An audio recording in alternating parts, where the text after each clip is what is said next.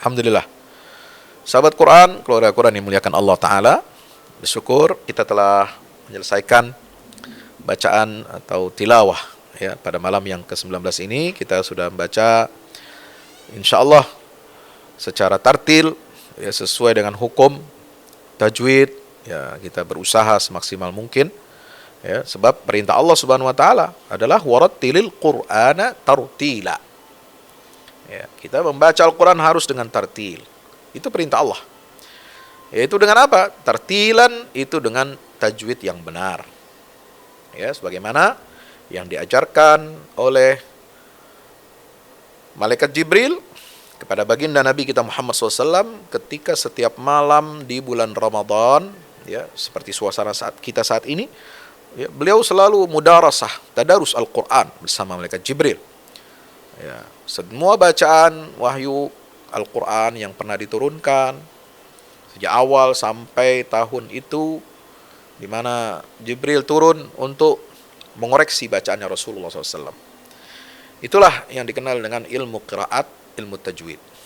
Ya, mudah-mudahan kita semua dapat membaca Al-Quran minimal dengan ilmu tajwid, walaupun terbata-bata, walaupun belum sempurna, walaupun makhraj hurufnya, tempat keluar hurufnya kita ini belum fasih, ya, belum terlalu pas dengan ilmu tajwid, tetapi Rasulullah SAW mendorong kita, ya, siapa yang membaca Quran, ya, dengan mahir, maka dia bersama malaikat safaratil kiramil bararah, malaikat yang senantiasa memberikan kebaikan.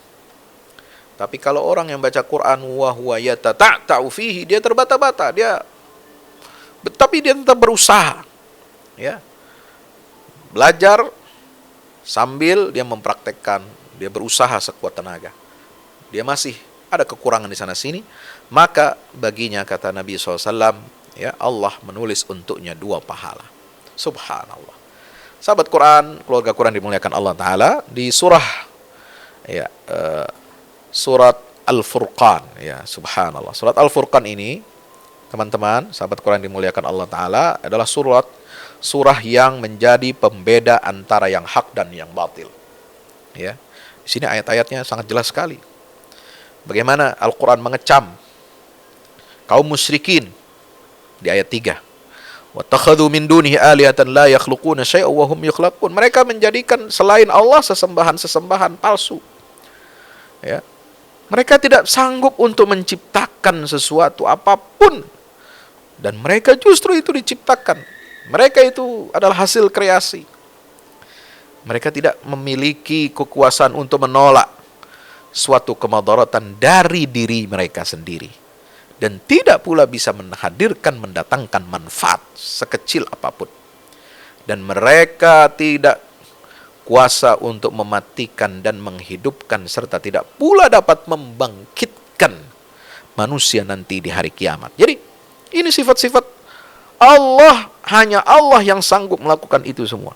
Dia yang menciptakan, ya, dia yang sanggup, yang memiliki kuasa untuk menolak suatu kemudaratan, ya, atau memberikan manfaat. Dia yang memiliki kuasa untuk menghidupkan, mematikan, dan membangkitkan. Itu hanya, sifat-sifat itu hanya eksklusif milik Allah Subhanahu wa ta'ala. Ya. Jadi kalau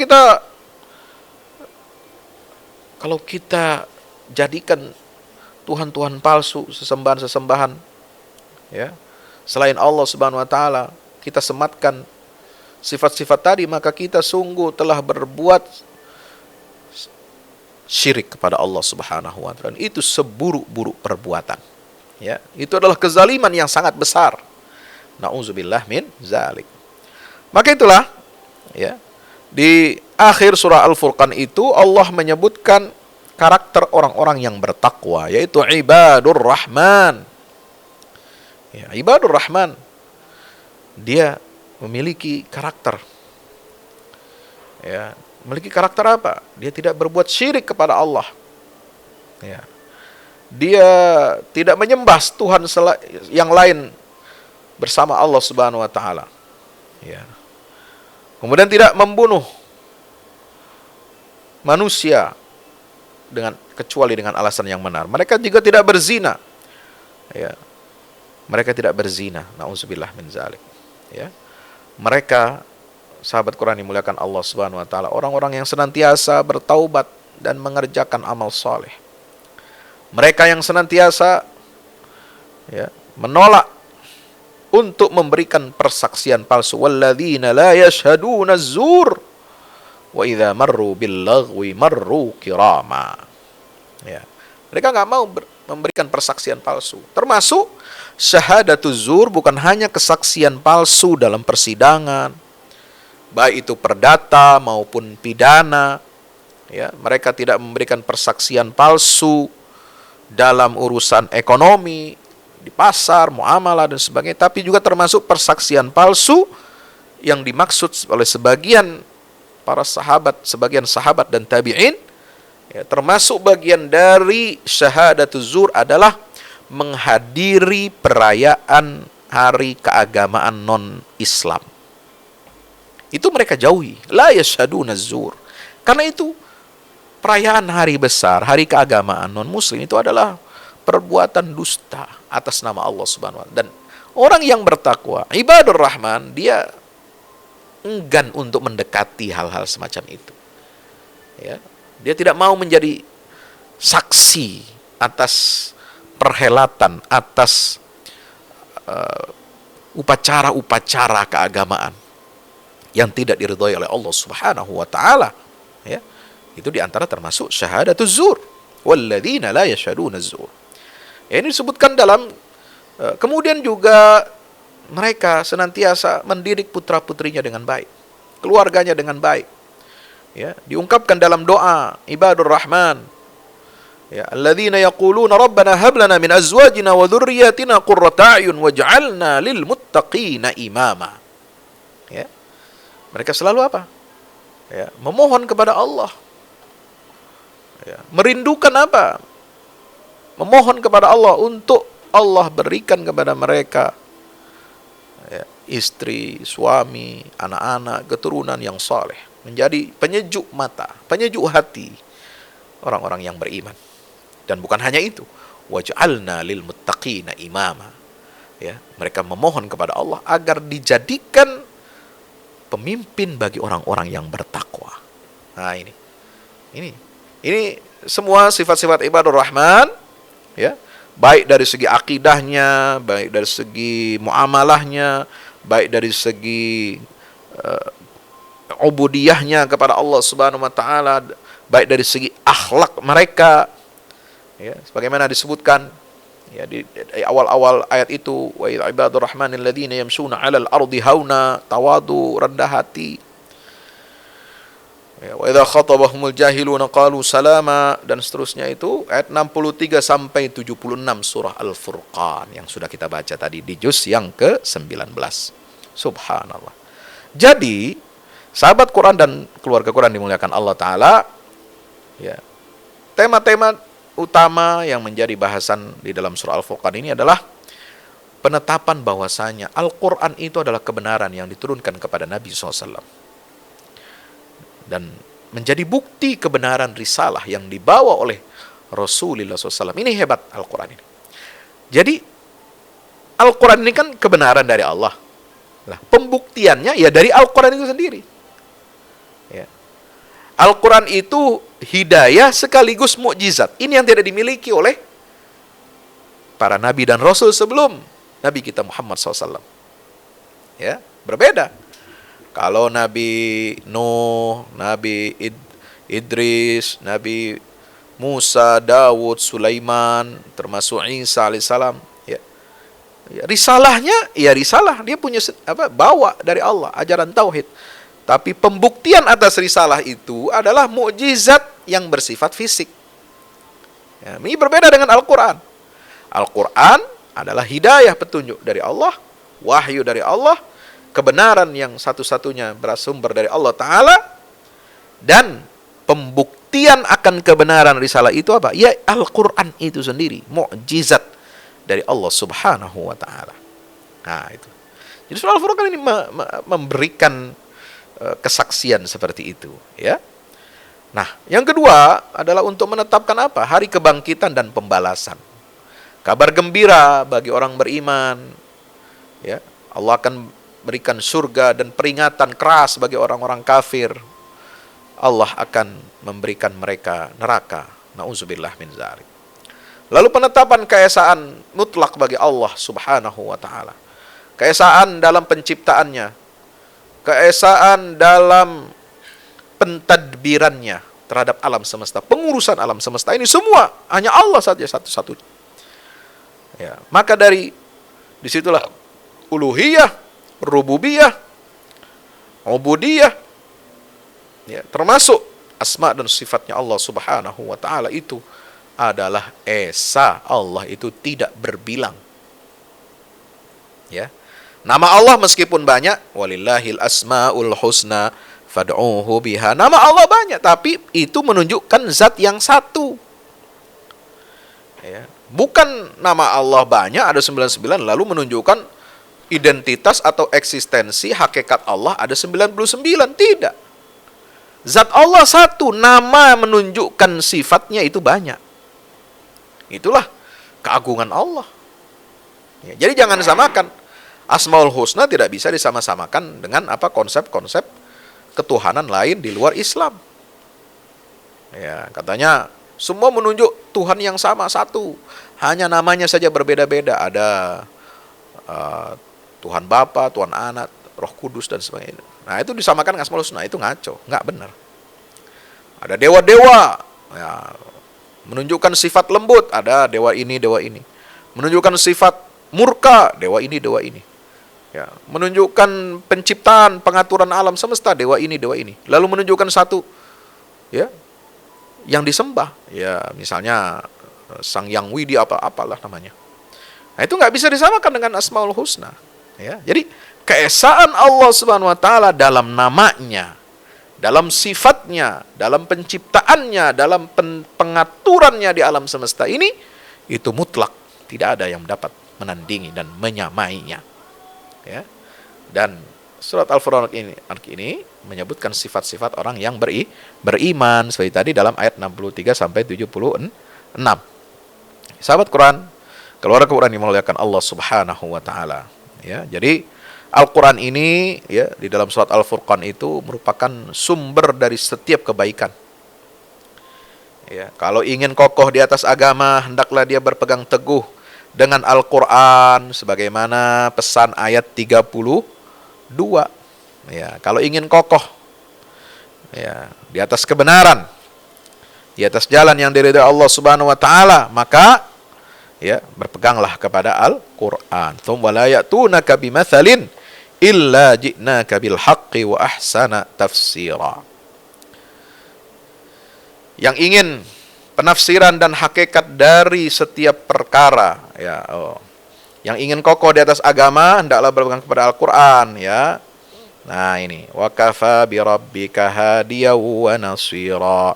Kemudian wa qala alladziina kafaru laula nuzzila 'alaihi al-Qur'anu jumlatan wahidah kadzalika linutsabbita bihi fuadaka wa rattalnahu tartila. Ini untuk mengokohkan hati. Kalau kita ingin kokoh hati kita di atas jalan agama, ya, tsabbit qalbi ala dinik wa ala ta'atik, ya, maka peganglah Al-Qur'anul Karim.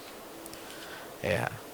Yang ingin penafsiran dan hakikat dari setiap perkara, ya, ini perkara kehidupan kita ini banyak. Fenomena sosial, fenomena ekonomi, fenomena politik, fenomena kebudayaan, dinamika sejarah, perkembangan umat manusia ini mau kemana arahnya, ya, orientasinya, ya, Anda bisa mengetahui itu hakikatnya dari kita mentadabburi Al-Qur'anul Karim. Ya, kalau kita ingin tahu hakikat dari setiap perkara yang ada di atas muka bumi ini, baik sunnatullah, alam semesta, hukum alam, ya, ataupun sunnatullah, hukum-hukum sosial dalam kehidupan manusia sepanjang sejarahnya, maka kita bisa menafsirkannya dengan apa? Dengan kacamata Al-Qur'anul Karim. Wala ya'tunaka bimathalin illa ji'naka bil haqqi wa ahsana tafsira. Ya. Sahabat Quran dimuliakan Allah Ta'ala. Ya. Kalau kita pun ingin mendapatkan nasihat dan peringatan, hendaklah kita kembali kepada Al-Quran. Ya. Sebagaimana pesan Allah dalam ayat 50. Walaqad sarrafnahu bainahum. Ya. Liyadzakkaru fa'aba aktsarun nasi illa kufura. Siapa yang ingin berjihad, dia nggak punya harta misalnya, nggak bisa jihad harta. Dia ingin berjihad, tapi dia tidak punya ilmu pengetahuan, tidak memenuhi syarat-syaratnya. Minimal berjihadlah dengan apa? Dengan Al-Quran. Fala tuti'il kafirina wajahidhum bihi jihadan kabira.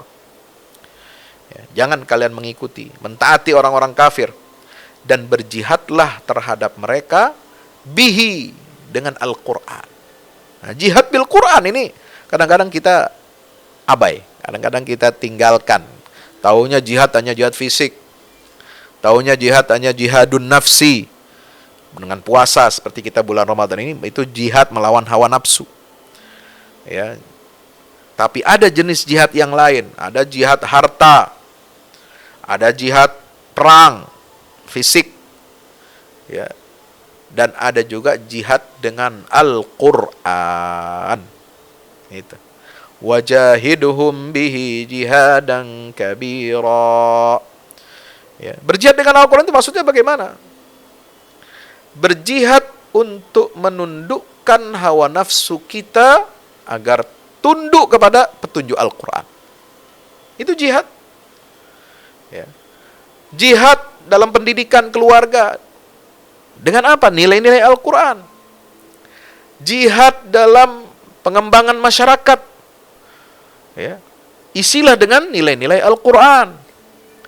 Jihad dalam bidang seni budaya, ini penting, menjaga umat agar nilai-nilai sosial budayanya sesuai dengan aturan Allah, tidak melenceng dari aturan-aturan syariat. Maka tugas kita semuanya, setiap muslim, setiap mukmin, apalagi ulama, yaitu mengawal agar nilai-nilai agama ini tertanam kuat, ya, menjadi nilai-nilai sosial dan budaya yang dipegang oleh masyarakat muslim.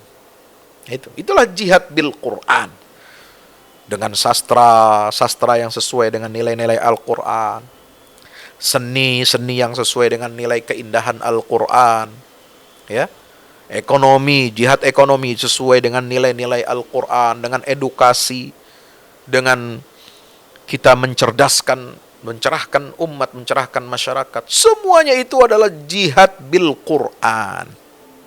Wajahidhum bihi jihadan kabira.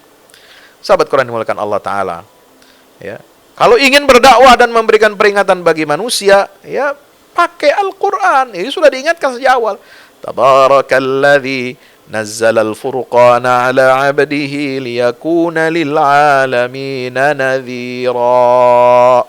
Sejak awal itu Al-Quran menjadi furqan. Ya, itulah faedah daripada surah Al-Furqan. Sahabat kalian dimuliakan Allah Ta'ala, berikutnya setelah surat Al-Furqan ini surat apa? Asy-Syu'ara. Surat Asy-Syu'ara itu dinamakan sebagai suratnya para penyair. Kenapa dinamakan demikian? Asy-Syu'ara, ya, surat Makkiyah yang jumlah ayatnya 227 ayat. Ya, dinamakan dengan para penyair karena di ayat surat Asy-Syu'ara ini Allah Subhanahu wa Ta'ala, ya, menyebutkan tentang, ya, peran dan kontribusi para penyair. Ya, bisa negatif, bisa positif. Penyair bisa merusak. Sastrawan bisa merusak, menjerumuskan manusia ya, dari jalan Allah Subhanahu wa taala, mengikuti jalannya setan. Kalau sastra yang dia buat, sastra yang dia kembangkan itu bertolak belakang dengan aturan-aturan wahyu Allah taala. Tapi sebaliknya, sastra menjadi nilai positif, menjadi alat sarana untuk berdakwah kepada Allah Subhanahu wa taala. Kalau sastra itu sesuai dengan nilai-nilai ketauhidan, nilai-nilai syariat, mendorong, memotivasi orang untuk berdakwah, untuk berjihad dalam semua lapangan kehidupan kita untuk mendapatkan ridha Allah Ta'ala. Sastra yang memotivasi generasi muda agar hijrah, ya, meninggalkan maksiat, meninggalkan segala macam bentuk keburukan, itu sastra yang baik. Ya. Wasyu'ara'u yattabi'uhumul ghawun. Itu dikecualikan. Illa. Nah, di situ ada, ya, di akhir surat Asy-Syu'ara, ya, dikecualikan di situ. Wasyu'ara'u yattabi'uhumul ghawun. Alam tara annahum fi kulli wadi yahimun. Itu keburukannya para penyair.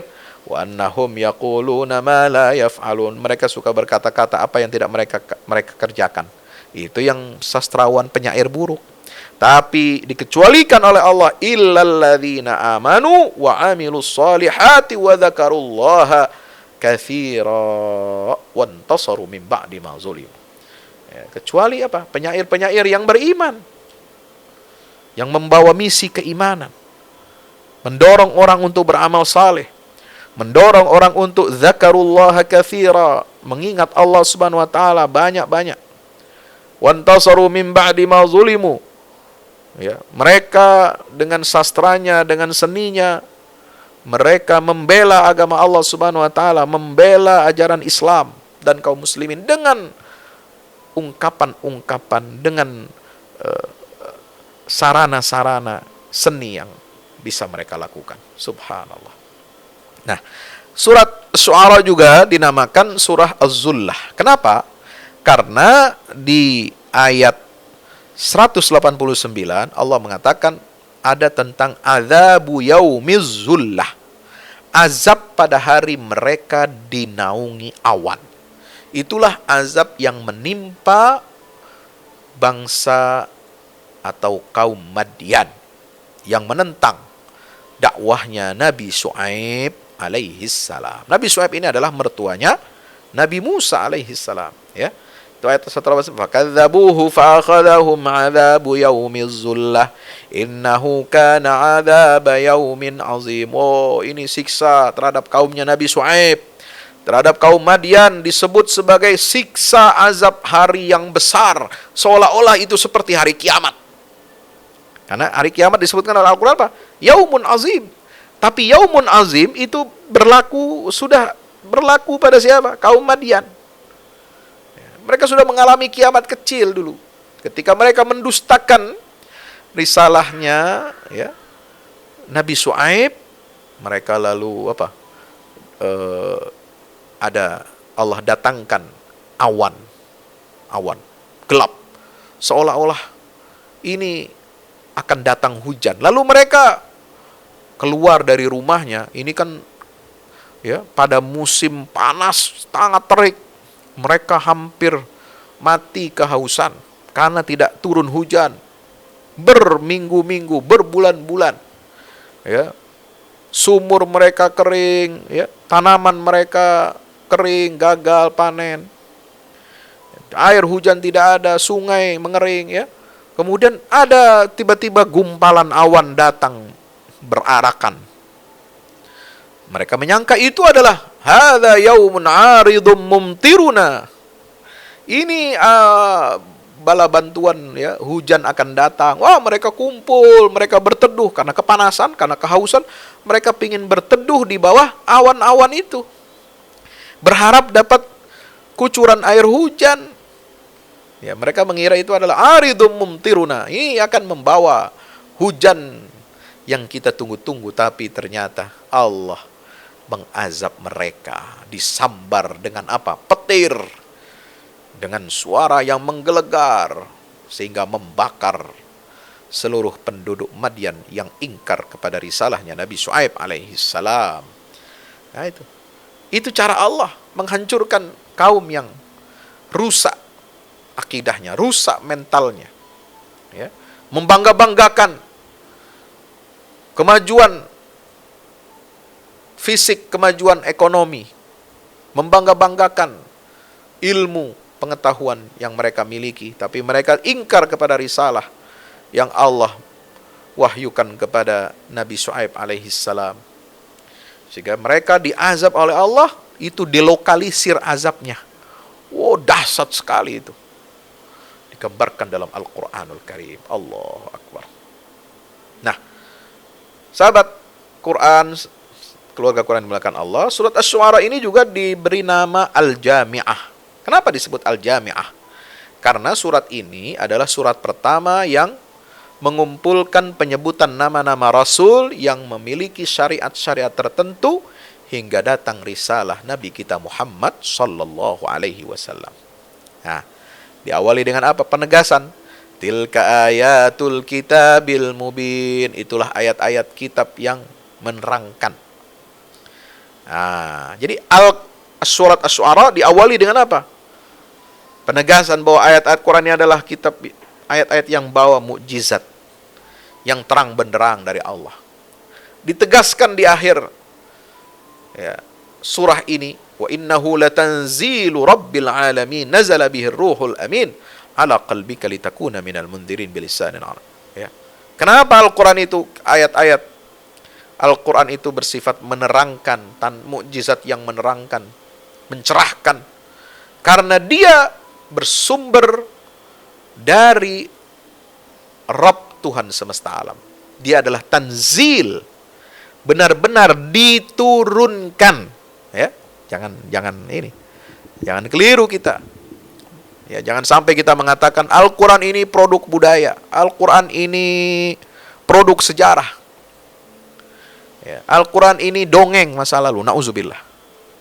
Ya, Quran itu kenapa dia menjadi mukjizat, mencerahkan, menerangkan hati manusia, kalbu, fikiran, dan menjadi lentera, ya, menjadi orientasi hidup manusia, menjadi navigasi ke arah mana manusia ini harus berjalan di atas muka bumi ini, karena dia adalah wahyu yang diturunkan dari Rabbul Alamin.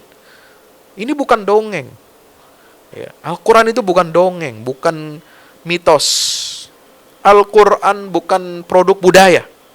Ini banyak orang-orang ya, yang menyesatkan kita kaum muslimin, mengatakan hal-hal semacam itu. Hasyalillah. Dan ini bertentangan dengan ayat-ayat Al-Quran, terutama di dalam surah Asy-Syu'ara. Nah, demikian pula sahabat keluarga yang dirahmati Allah, di awal surat Asy-Syu'ara ini sudah Allah berikan ancaman. Apa ancaman? Ya, ayat yang keempat, inna nunazzil alaihim minas samai ayatan fadhallat a'naquhum laha khadi'in. Ya, jika kami kendaki, niscaya kami turunkan kepada mereka mukjizat dari langit, dan senantiasa kuduk-kuduk mereka tunduk, ya, kepadanya. Nah, itu ancaman. Demikian pula di akhir ayat Allah mengatakan, wa saya'lamul ladzina zalamu ayyamun qalabi yanqalibun. Ayat 227. Orang-orang zalim itu kelak akan mengetahui ke tempat mana mereka akan kembali. Ya, di awal surat sudah dikatakan, ya, kami akan turunkan kepada mereka mujizat dari langit. Tapi kalau mereka tetap menolak juga, siap-siaplah kuduk-kuduk mereka a'naquhum laha khadi'in, sebagaimana yang Allah timpakan kepada Fir'aun. Ya. Sebagaimana yang Allah timpakan kepada siapa? Kepada nabi-nabi setelahnya. Ya, nabi-nabi ini di awal ini cerita tentang Musa dan Fir'aun. Ya. Lalu kemudian Allah Subhanahu wa taala ceritakan apa? Nah, tentang Fir'aun dan Musa ini luar biasa dahsyat, ya. Selain nabi-nabi yang lain itu, ya, setelah itu bicara tentang Nabi Ibrahim alaihi salam. Watlu alaihim naba Ibrahim ayat 69. Kemudian Al-Quran surat Asy-Syu'ara ini juga itu menyampaikan kisah tentang kaum Nabi Nuh, ya, ayat 105. Lalu kemudian ayat 123 tentang kaum Ad yang mendustakan Nabi Hud alaihissalam 123, ya. Kemudian Allah Subhanahu wa taala terangkan di sini ayat 141, ya, bagaimana kaum Samud mendustakan Nabi Saleh dan risalah yang beliau bawa, sampai siksa yang Allah berikan kepada kaum Samud. Kemudian di ayat 160 Allah ceritakan bagaimana kaum Sodom, ya, mendustakan Nabi Lut alaihi salam. Ya, ini sampai ashabul aikah. Nah, ini Nabi Syuaib yang tadi disebutkan. Adzabu yaumil zullah. Itu mulai ayat 176. Kadzdzaba ashabul aikatil mursalin. Itu ashabul aikah adalah kaum Madian. Ya, idz qala lahum Syuaibun ala tattaqun. Semua nabi dan rasul yang membawa risalah, yang memberikan peringatan kepada kaumnya, itu semuanya mengatakan ala tattaqun. Kenapa kalian tidak mau bertakwa kepada Allah? Kenapa kalian tidak takut terhadap azab Allah Subhanahu wa taala? Ya. Kenapa kalian petantang-petenteng? Kenapa kalian menentang risalah Allah? Kalian menantang turunnya azab dari Allah Subhanahu wa taala. Kenapa kalian tidak menyadari kekeliruan itu? Dan itu pesan yang pertama. Ala tattaqun. Semua nabi dan rasul dalam surat Asy-Syu'ara ini mengatakan dengan redaksi yang sama. Ala tattaqun. Kenapa kalian tidak bertakwa? Yang kedua, apa yang mereka katakan kepada kaumnya? Fattaqullaha wa ati'un. Bertakwalah kamu kepada Allah dan taati saya. Taat kepada Rasul itu bukan bentuk penghinaan atau pelecehan diri kita. Atau Rasul itu ingin memperbudak kita. Kita wajib mentaati Rasul. Bukan. Tapi mentaati Rasul itu sama artinya dengan mentaati risalah Allah. Karena Allah memberikan petunjuk kepada manusia melalui wahyu-wahyu yang diturunkan kepada setiap nabi dan rasul. Maka bertakwa kepada Allah, satu-satunya jalan untuk bertakwa kepada Allah agar kita menjadi hamba yang muttaqin, satu-satunya jalan adalah dengan mengikuti jalannya para nabi dan rasul, mengikuti wahyu yang telah diwahyukan oleh Allah kepada mereka. Fattaqullaha wa ati'un. Omong kosong kalau kita ingin menjadi hamba yang bertakwa kepada Allah tapi kita tidak taat kepada syariat yang dibawa oleh Rasulullah sallallahu alaihi wasallam. Itu. Nah, fakta yang ketiga dalam sejarah dakwah para nabi dan rasul ini dalam surat Asy-Syu'ara. Para nabi dan rasul itu mengatakan, "Ma as'alukum alaihi min ajrin. In ajriya illa ala rabbil alamin." Itu diulang-ulang. Aku mengajarkan kalian ini untuk baik. Aku memberikan petunjuk hidayah dari Allah ini kepada kalian. Tidak aku tutup-tutupi. Aku sebarkan nilai-nilai, ya, yang Allah wahyukan kepadaku ini bukan untuk aku mencari upah dari kalian. Saya tidak pernah meminta kalian memberi upah, ya, sebab ganjaran, ya, aku ini mendapatkan upah ganjaran bukan dari kalian tapi dari Allah Subhanahu wa taala. Itu, ya. Ma as'alukum alaihi min ajrin in ajriya illa ala rabbil alamin. Perhatikan itu.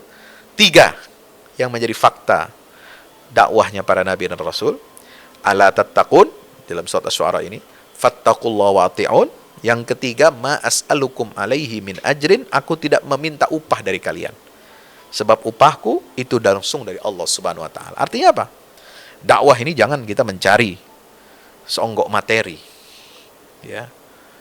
Karena hidayah Allah bukan untuk diperjualbelikan. Hidayah Allah kalau dipakai, kalau diterima oleh umat manusia, maka itu adalah suatu kenikmatan batin, kebahagiaan bagi setiap dai, bagi setiap ulama, bagi setiap nabi dan rasul. Itu sudah sangat bahagia. Ya. Maka jangan sampai ya kita berdakwah kita menentukan tarif, ya kita berdakwah lalu menentukan harga. Ya. Seperti halnya artis, pelawak, komedian dan sebagainya, bukan. Ini tugas mulia.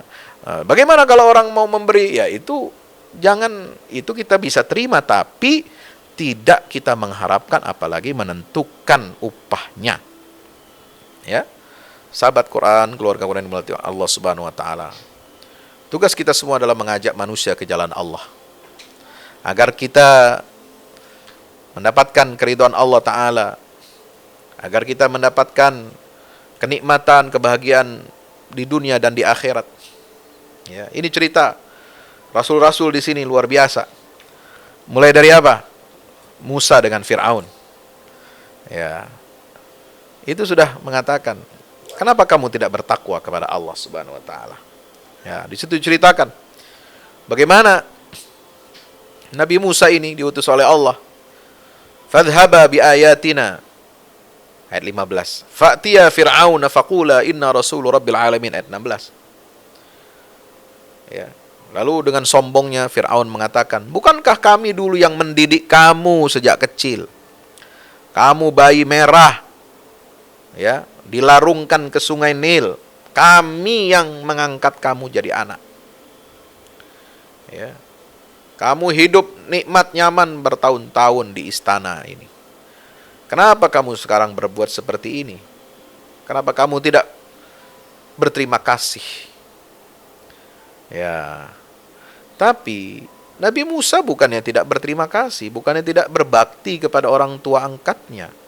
Tapi ini demi keselamatan, demi kebaikan negeri Mesir, demi kebaikan Raja Mesir, demi kebaikan rakyat Mesir. Ya. Maka Nabi Musa ini membawa peringatan-peringatan dari Allah Subhanahu wa taala, bukan untuk gagah-gagahan. Ya. Nah, sahabat yang dirahmati Allah, lalu kemudian Allah menceritakan bagaimana dialog Nabi Musa dengan Fir'aun. Itu mulai ayat 23. Siapa itu Tuhan semesta alam itu? Ya. Nah, dijawab. Itu jawabannya ayat 24, ya. Kemudian ayat 26, ayat 28. Nah, itu. Ya, ini luar biasa, jawabannya mengena sekali. Langsung to the point. Ya. Konsep tentang Tuhan Allah dalam agama Islam ini, tauhid ini jelas. Ya, enggak berbelit-belit. Siapa Allah Tuhan semesta alam itu? Dialah Tuhan yang menciptakan langit dan bumi dan apa yang ada di antara keduanya. Yang kedua, Allah itu adalah Tuhan yang menciptakan kalian dan menciptakan bapak-bapak nenek moyang kalian semua. Tuh. Apa lagi yang mau dijawab? Apa yang mau dibantah? Yang ketiga, nggak cukup lagi. Rabbul masyriqi wal maghribi wa ma bainahuma. Dialah Allah Tuhan yang menciptakan pemilik timur dan barat dan apa yang ada di antara keduanya. Apa lagi kurangnya? Kurang, masih minta bukti. Fa'ti bihi in kunta minas shadiqin. Maka lalu kemudian Allah perintahkan Nabi Musa untuk melemparkan tongkatnya lalu berubah menjadi ular besar. Fa'alqa asahu fa'idha hiya thu'banun mubin. Ayat 32. Ini belum memakan ular-ular tukang sihir, ya. Belum, ini baru dialog pertama. Ya. Kemudian Nabi Musa mengeluarkan tangannya, masuk saku bajunya, keluarkan tangannya, kemudian diangkat, ini mengeluarkan cahaya putih yang berkilauan, baydha'u lin-nazirin. Nah, tapi dianggap itu sihir belaka. Nauzubillah. Ya. Dianggap Musa ini pamer sihir. ya, untuk mengalihkan perhatian, untuk menjadi apa? Dianggap tokoh penyelamat, ya, dianggap ratu adil, ya, yang akan menyelamatkan Bani Israel dari kehancuran, dari kezaliman. Nah, ini pengen cari popularitas saja, ingin cari nama saja, ingin cari kedudukan saja. Yuridu ayyukhrijakum min ardikum bisihri. Dengan bantuan apa? Sihirnya. Nah, ini ucapan para penguasa zalim. Kalau mereka ya tidak mau untuk menerima dakwah, mereka akan cari alasan-alasan seperti ini. Lalu kumpulkanlah fajumi'as saharatu limiqati yaumin ma'lum, ya, nauzubillah min zalik. Para ahli sihir itu. Nah, ahli sihir ini bilang apa? Apakah kami akan mendapatkan ganjaran dari kamu, ya, materi, ya, uang, jabatan, kedudukan kalau kami menang? Iya. Nah, ini. Jadi Firaun ini selain menebarkan rasa takut kepada rakyat, ya, kalau muncul orang-orang baik yang ingin menyelamatkan kehidupan umat manusia, mereka tebarkan teror, tuduhan-tuduhan tidak berdasar, dan di sisi lain, ya, mengambil orang-orang tukang sihir. Nah, tukang sihir ini dalam kehidupan kita zaman sekarang itu adalah ya seolah-olah seperti yang menguasai media.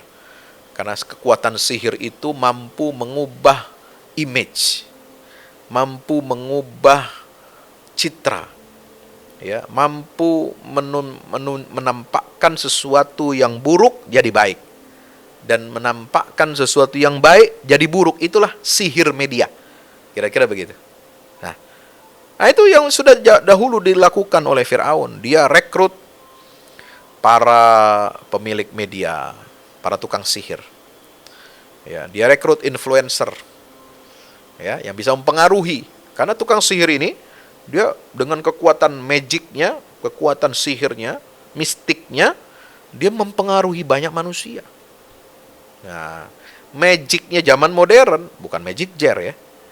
Ya, ini kemampuan untuk membuat opini, membuat citra yang begitu dahsyat, membolak-balikkan fakta, itu adalah para media.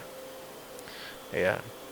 Nah, ini untuk menghancurkan reputasi para ulama, pewaris para nabi, maka media ini biasa digerakkan untuk apa? Menghancurkan citra orang-orang baik.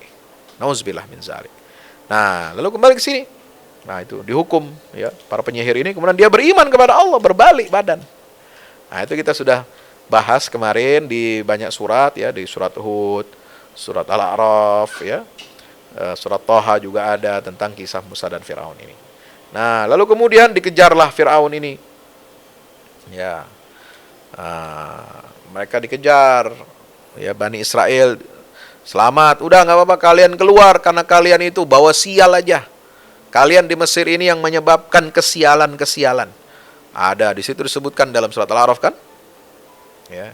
Falsalna alaihimut tufana wal jarada wal qummala wad dhafadi'a wad dama ayatin mufassalatin fastakbaru wa kanu qauman mujrimin.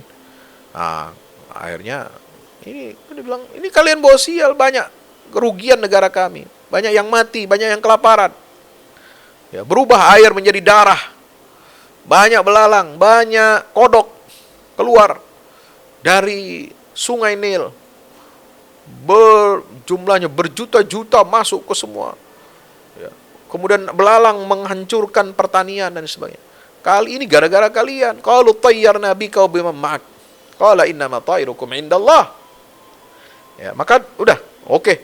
Ya udah, daripada kalian bawa sial terus, udah nggak apa-apa. Silakan kalian keluar dari bumi Mesir supaya kita selamat dari bala bencana. Nah, keluar, itu cara Allah.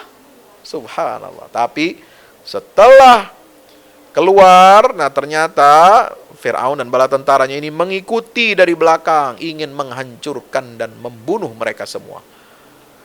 Falamma tara al-jam'ani, ayat 61 surat Asy-Syu'ara, ketika dua golongan kelompok ini bertemu saling melihat, ya, Bani Israel di depan, ya, sudah mencapai pinggir laut merah.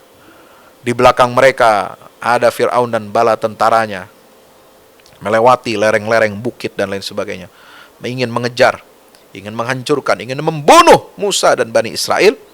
Apa yang terjadi? Ya, pengikut Musa berkata, inna lamudrakun, kita ini akan dihabisi, kita akan ditangkap mereka, kita akan dibunuh oleh mereka. Tapi Nabi Musa mengatakan, tidak, kalla. Ayat 62, inna ma'iya rabbi sayahdin, aku yakin, sungguh Allah Tuhanku itu bersamaku, dia akan memberikan petunjuk jalan keluar dari situasi yang sulit ini. Maka disitulah Allah perintahkan, wahyukan Nabi Musa, ya, supaya apa?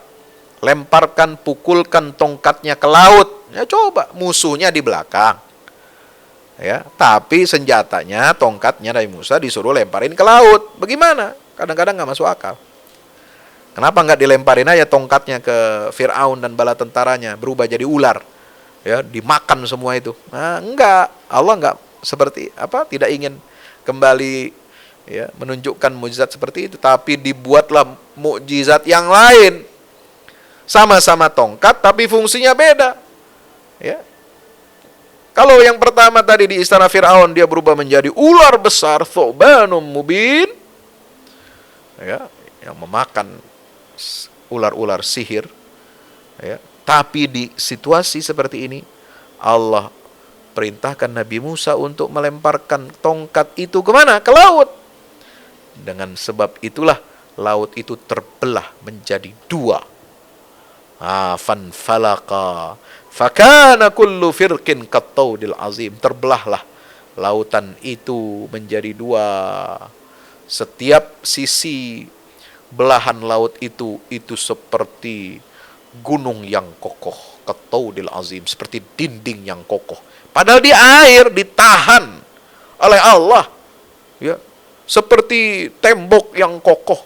Ini padahal air dibelah dua, dibikin kering tengahnya, kiri kanannya masih air, tapi dibuat seperti tembok yang kokoh. Subhanallah.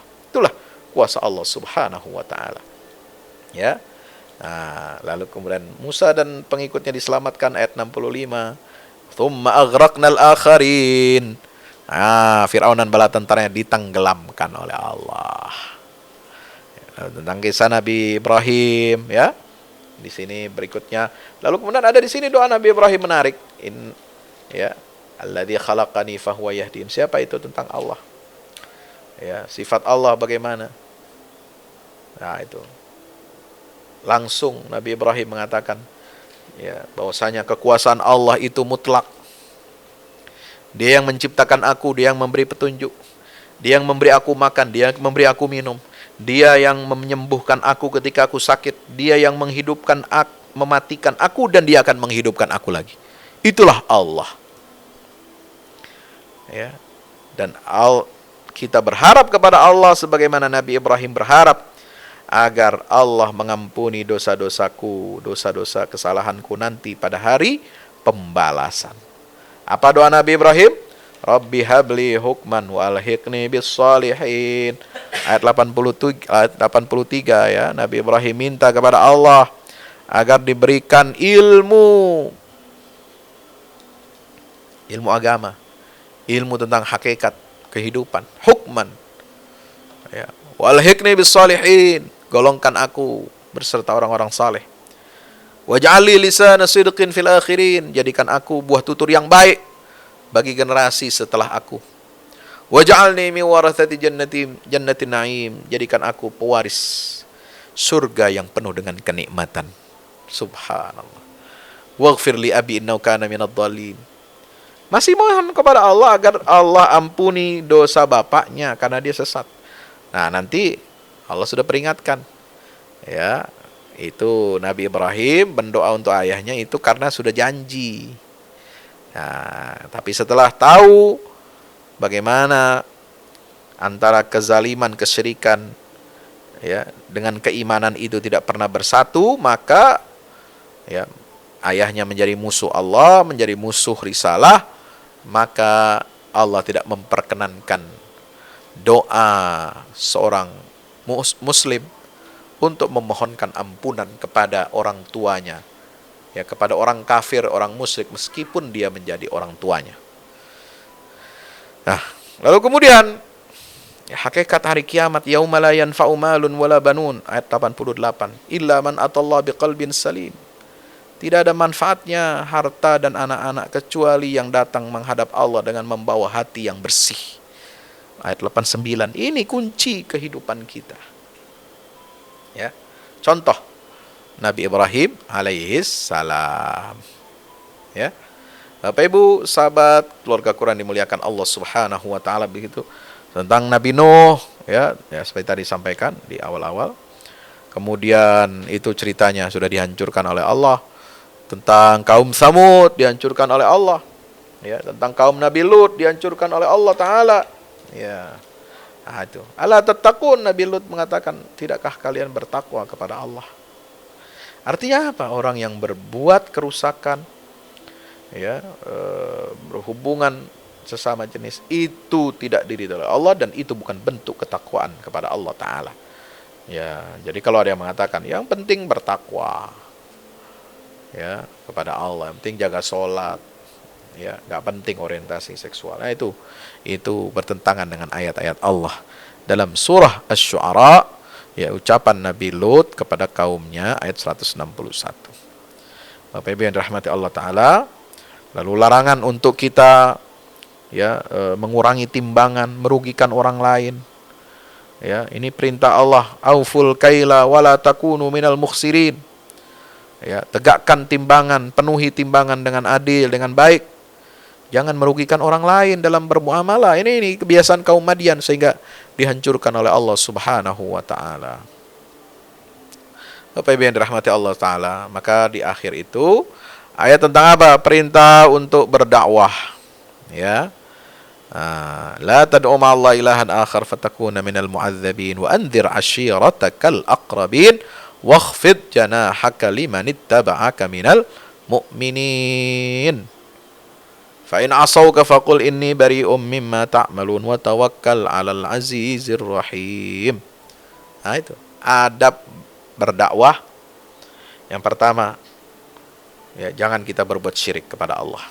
Jangan mengajak orang untuk menyembah selain Allah. Yang kedua, beri peringatan kepada saudara kerabat kita yang terdekat. Sebelum orang lain, kita dakwah kepada diri kita dan keluarga kita sendiri. Yang ketiga, rendahkan diri kita di hadapan orang-orang beriman. Jangan sombong, jangan angkuh, jangan meninggikan diri kita. Ya, harus rendah hati, ya, merendahkan diri di hadapan orang-orang beriman, lembut kepada mereka. Ya, dan kalau menghadapi kemaksiatan, fa'in asauka, menghadapi kemaksiatan, maka tugas kita sudah menyampaikan, maka katakanlah, faqul inni bari'um mimma ta'malun. Katakanlah, aku berlepas diri dari semua apa yang kalian kerjakan. Ayat 216 surat Asy-Syu'ara. Dan yang terakhir adalah tawakal kepada Allah. Wa tawakkal 'alal 'azizir rahim. Ya, serahkan urusan itu semua kepada Allah Ta'ala. Nah, Bapak Ibu yang dirahmati Allah, setelah itu surat An-Naml. Ya, surat An-Naml ini adalah surat semut. Ya, surat Makkiyah, artinya semut. Ya, terdiri dari 93 ayat. Nah, semut ini adalah tentaranya Nabi Sulaiman. Subhanallah.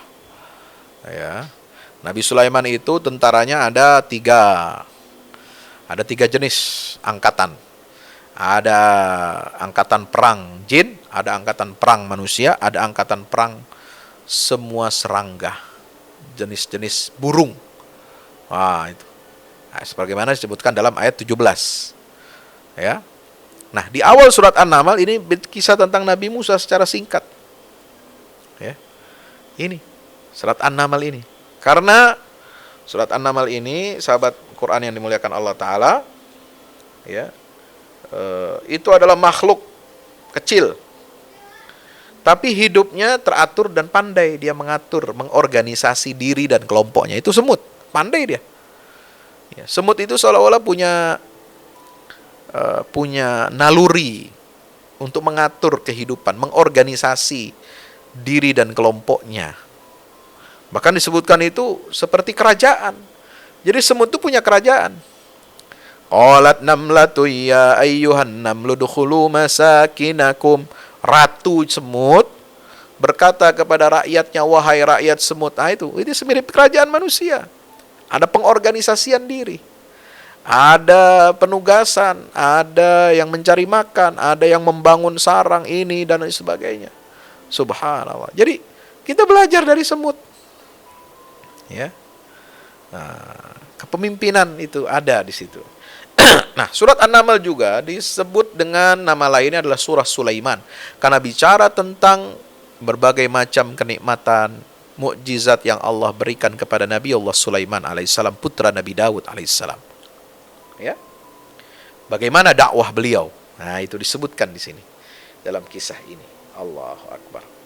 Al-Qur'an menjadi petunjuk, hudan, dan menjadi berita gembira untuk orang-orang yang beriman. Ya. Nah, itu jelas. Jadi Quran ini petunjuk. Quran ini kabar gembira bagi orang beriman, sebagaimana Allah berikan kabar gembira kepada Bani Israel, pengikutnya Nabi Musa alaihissalam. Siapa yang mau beriman, man ihtada fa innama yahtadi li nafsihi wa man dhalla faqul innama ana minal mundzirin, ayat 92. Ya. Itu. Jadi bagaimana Allah memberikan kabar gembira bagi orang-orang beriman yang mengikuti Daud dan Sulaiman. Daud dan Sulaiman ini adalah raja sekaligus nabi atau rasul. Wa qala alhamdulillahilladzi faddalana ala katsirin min ibadil mu'minin. Mereka senantiasa mengucapkan alhamdulillah. Sulaiman mewarisi kemuliaan dan kejayaan Nabi Daud alaihissalam. Diajari bahasa burung. Ulimna mantiqat tayr, ayat 16. Ini. Jadi penting ini. Bagaimana cara kita mengelola negara? Kita belajar dari kisah Nabi Sulaiman.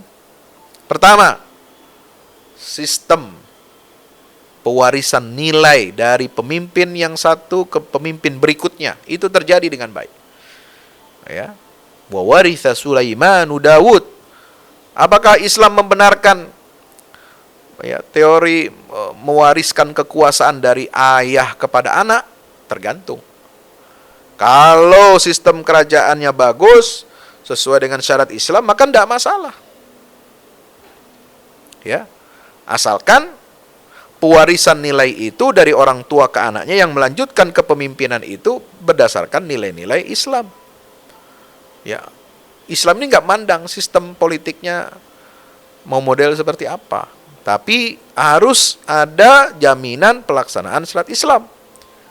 Jaminan nilai-nilai Islam itu hadir di tengah-tengah masyarakat dengan adanya kepemimpinan itu. Seperti di sini apa? Wa waritha Sulaimanu Daud. Allah membenarkan kerajaan itu, tapi kerajaan yang benar. Ya, diatur dengan undang-undang syariat. Apakah boleh bukan sistem kerajaan, sistem republik. Kekuasaan dari rakyat, diberikan mandat oleh rakyat.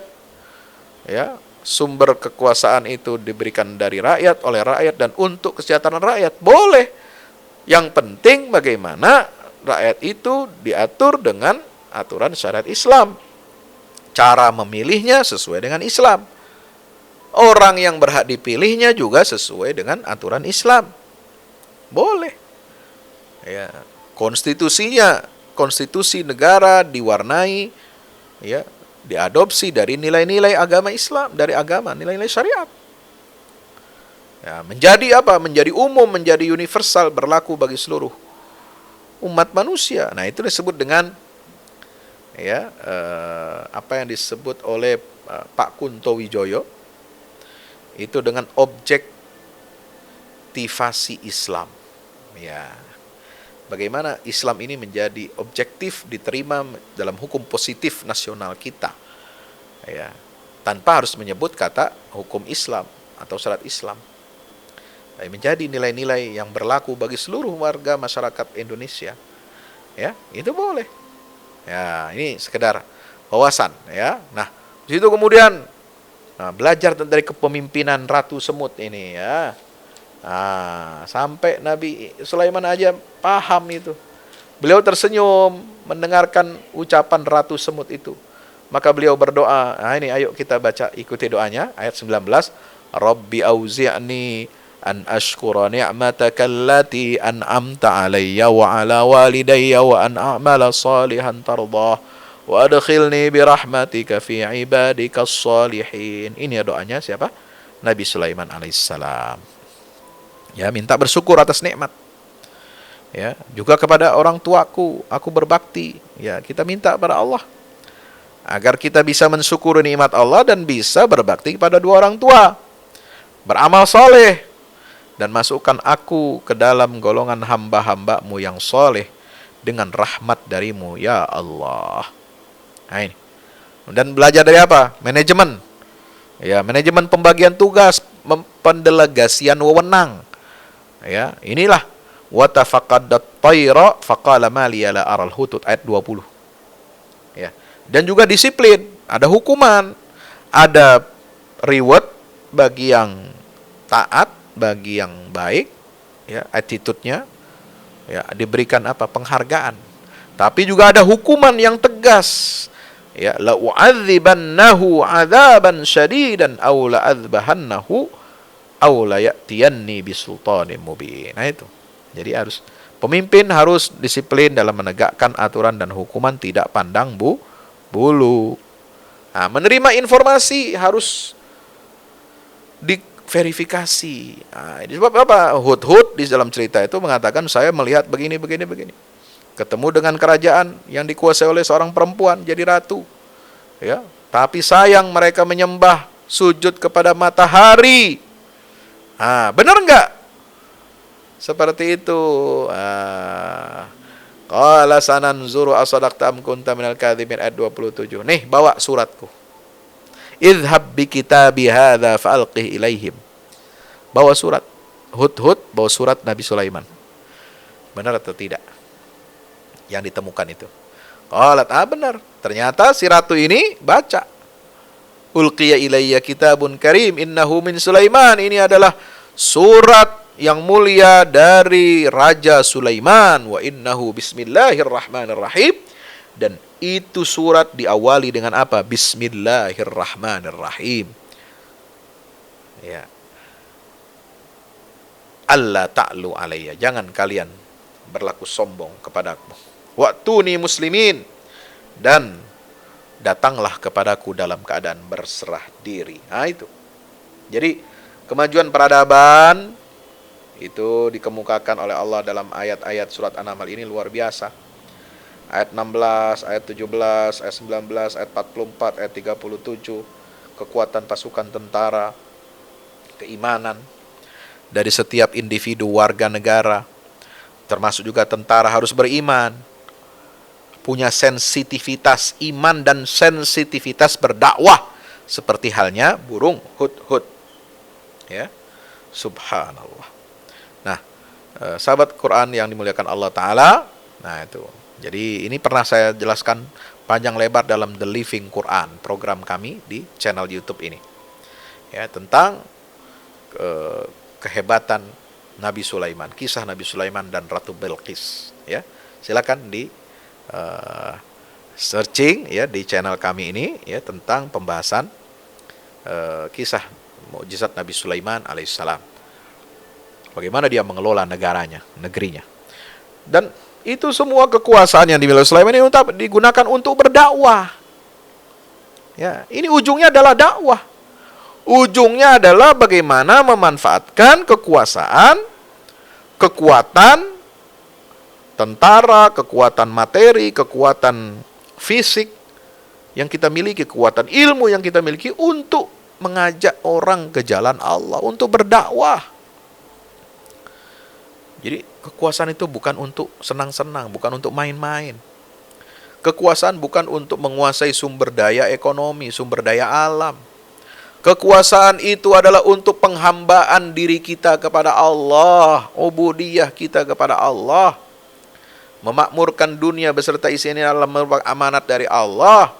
Dan dengan kekuasaan itu kita menyelenggarakan negara agar sesuai dengan aturan-aturan syariat Allah. Sehingga negara kita menjadi apa? Baldatun thayyibatun wa rabbun ghafur.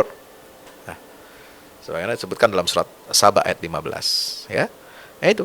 Ini di ayat ayat 40 ya sampai 44 itu kekuatan ilmu pengetahuan, teknologi yang dimiliki oleh Raja Sulaiman sehingga Ratu Balkis, Ratu Saba ini terkagum-kagum. Coba lihat. Akhirnya apa? Rabbi inni zalamtu nafsi wa aslamtu ma'a Sulaiman lillahi rabbil alamin. Ya Allah, aku mengakui saat ini aku telah menzalimi diriku. Dan mulai saat ini aku deklarasikan, aku masuk Islam. Aku tunduk kepada Allah Tuhan semesta alam bersama Nabi bimbingan atau dibimbing oleh Nabi Sulaiman alaihi salam. Ini pentingnya dakwah dengan kekuasaan. Dakwah dengan kekuatan. Bukan untuk menghancurkan, bukan untuk membumi hanguskan, bukan untuk membinasakan, bukan untuk mengeruk kekayaan alam, tetapi dakwah adalah kekuasaan itu adalah untuk kita berdakwah, membumikan nilai-nilai Islam menjadi rahmatan lil alamin. Subhanallah.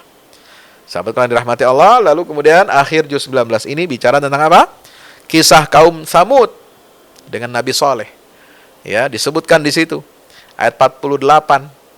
Mulai ayat 45 sampai 55, tapi di ayat 48 saya ingin garis bawahi terakhir, ya, bahwa kaum Tsamud ini mereka dipimpin oleh 9 tokoh.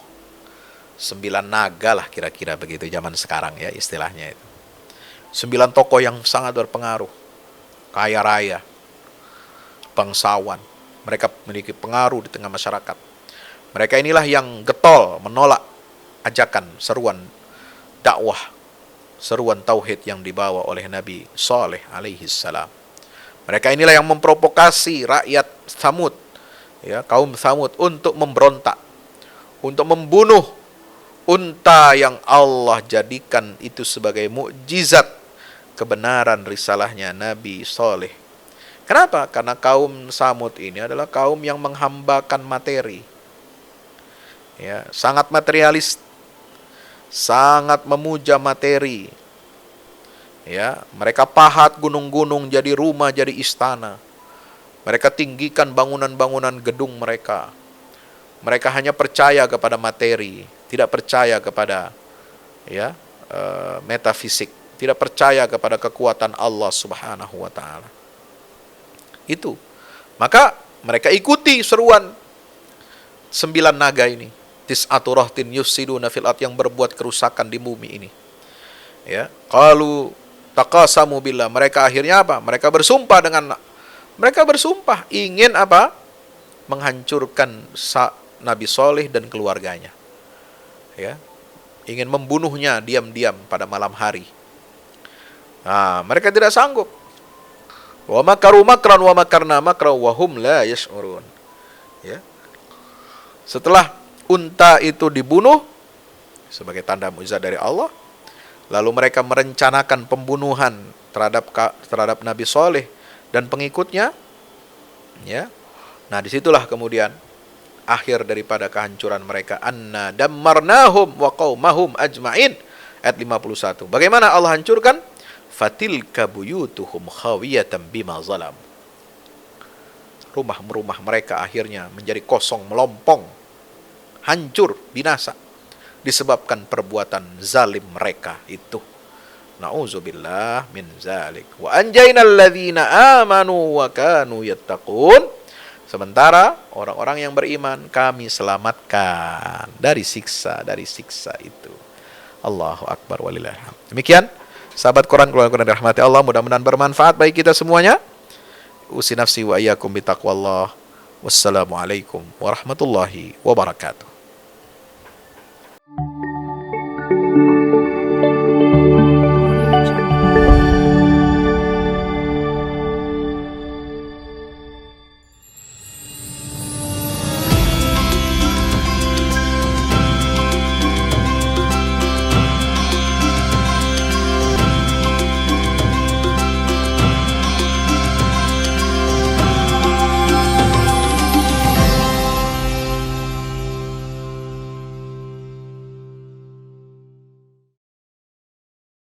Assalamualaikum warahmatullahi wabarakatuh. Bapak Ibu para pemirsa, saya Ustadz Fadlan mengajak Bapak Ibu kita semua, ayo kita membuat investasi masa depan bersama Al-Fahmi Institute. Gedung ini sedang dibangun, membutuhkan segala dukungan dari kita semua. Maka itu saya mengajak Bapak Ibu semua, hari-hari dengan kebaikan, hari-hari dengan berinfak, hari-hari dengan bersedekah, hari-hari dengan berwakaf. Dan sangat tepat Bapak Ibu memilih wakaf bersama Al-Fahmi Institute untuk generasi Quran akan datang. Rekeningnya ada di BCA, Muamalat, dan BSM. Ada di bawah sini. Ayo, dengan Al-Fahmi Institute kita mencerdaskan umat dengan Al-Quran untuk Indonesia lebih baik. Wassalamualaikum warahmatullahi wabarakatuh.